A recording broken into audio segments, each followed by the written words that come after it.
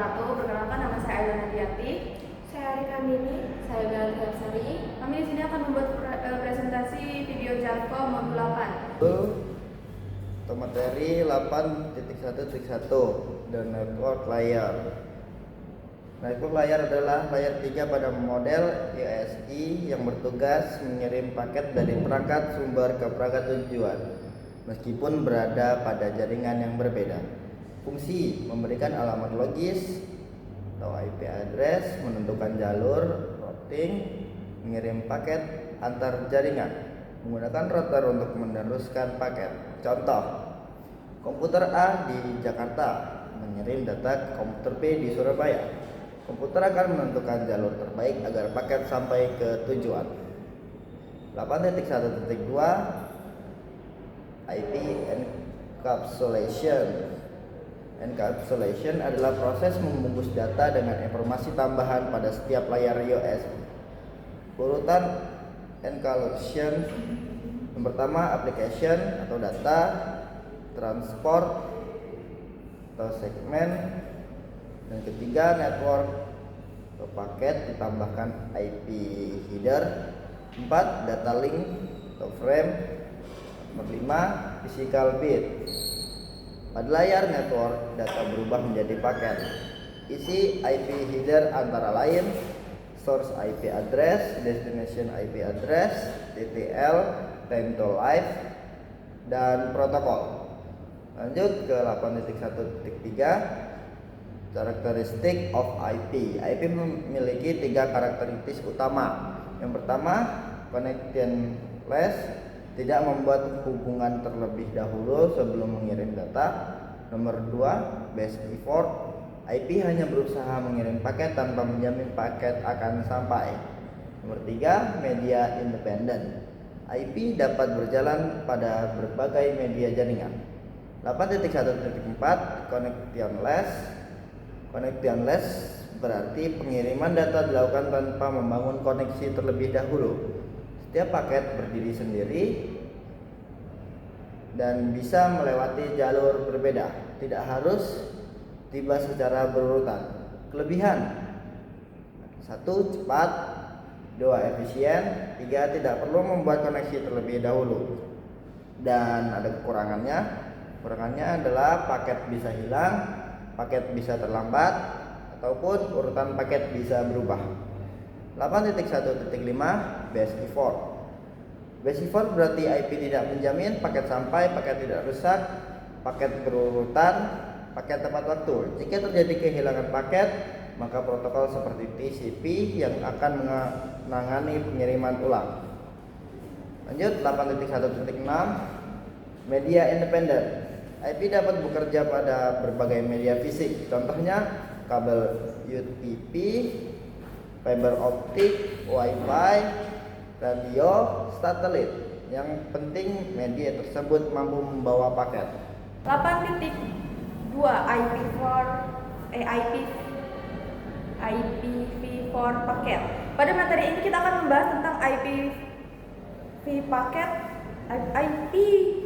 paket. Saat kita mengirim data melalui jaringan, data tersebut tidak dikirim sekaligus, tetapi dibagi menjadi beberapa paket. Nah, setiap paket ini memiliki informasi tambahan yang disebut header. Header ini berisi informasi penting agar paket bisa sampai ke tujuan. 8.2.1 IPv4 paket header. Nah, ini tuh adalah bagian paling depan dari sebuah paket IPv4. Di dalamnya terdapat berbagai informasi seperti alamat IP, pengirim dan penerima, panjang paket, serta informasi lain yang dibutuhkan selama proses pengiriman data. Bisa dibilang header ini seperti alamat yang ditempel pada sebuah paket kiriman. Selanjutnya 8.2.2 IPv4 paket header file.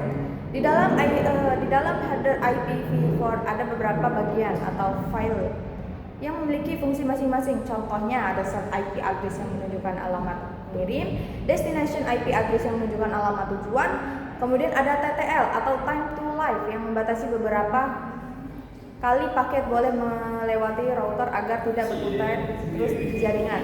Semua informasi ini membantu paket sampai ke tujuan dengan aman. 8.2.3 Video Sampel IPv4 Header in Wireshark. Pada bagian ini diperlihatkan contoh IPv4 header menggunakan aplikasi Wireshark. Wireshark itu aplikasi yang digunakan untuk melihat paket data yang sedang lewat di jaringan. Dari Wireshark kita bisa melihat isi header seperti alamat IP pengirim, alamat tujuan, nilai DTL, dan informasi lainnya. Aplikasi ini sering digunakan untuk belajar jaringan maupun menganalisis jika terjadi masalah pada jaringan. Jadi inti materi yang saya sampaikan itu setiap data yang dikirim melalui jaringan akan dibungkus dengan bentuk IPv4 paket. Di dalam paket tersebut ada headernya, informasi penting agar data bisa sampai ke tujuan dengan benar. Kita juga bisa melihat isi header tersebut menggunakan aplikasi Wireshark. Sekian dari saya, akan dilanjutkan oleh teman saya.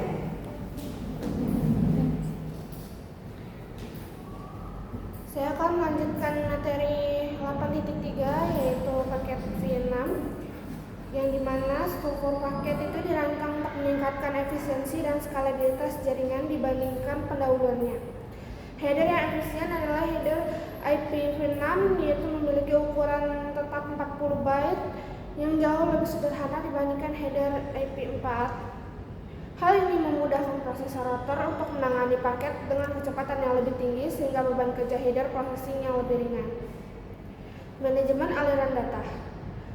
IP6 menyertakan kolom traffic class untuk mendukung quality of service dan full label untuk memberikan label pada aliran data tertentu agar router dapat menangani traffic dengan lebih cerdas. Lalu ada extension header. Ini adalah keunggulan utama IP6. Fitur ini memungkinkan penambahan informasi atau fungsi tambahan seperti keamanan atau manajemen paket. Tetap harus mengubah struktur header utama yang sudah tersebar, memberikan fleksibilitas tinggi bagi pengembangan protokol masa depan. Sekian presentasi materi saya, akan dilanjutkan oleh rekan saya. Di sini saya akan menjelaskan pada subpoin 8.4 yaitu how a host routers. Yang 8.4.1 yaitu host forwarding decision. Nah, saat mengirim data, komputer akan mengecek apakah tujuan berada di jaringan yang sama atau berbeda. Lalu, jika satu jaringan, data dikirim langsung ke perangkat tujuan.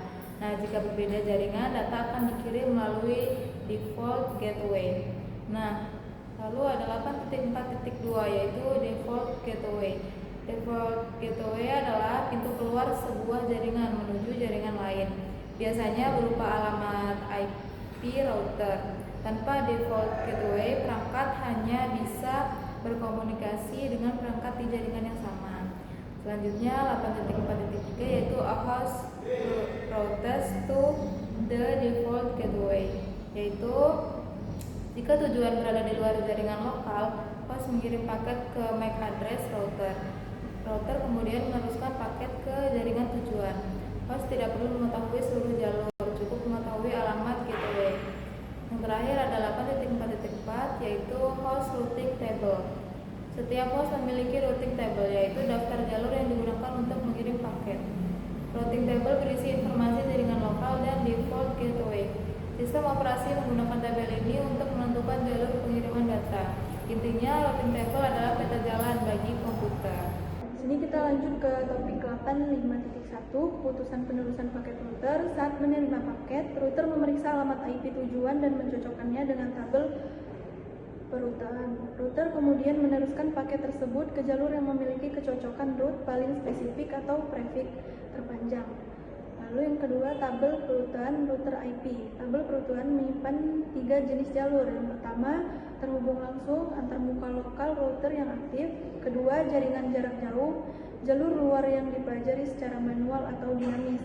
Yang ketiga, route default, jalur pilihan terakhir jika tujuan tidak terdaftar di tabel. Selanjutnya, perutaan statis. Route statis adalah jalur jaringan yang dikonfigurasi secara manual oleh administrator. Kelemahannya, route ini tidak bisa diperbarui otomatis. Jika jalur terputus, administrator wajib mengubah konfigurasinya secara manual agar paket tidak gagal dikirim.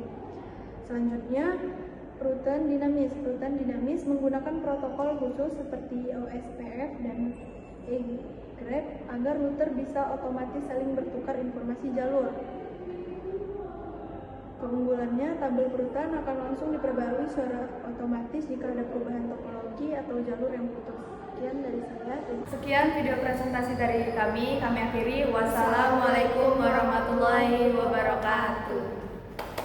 Don.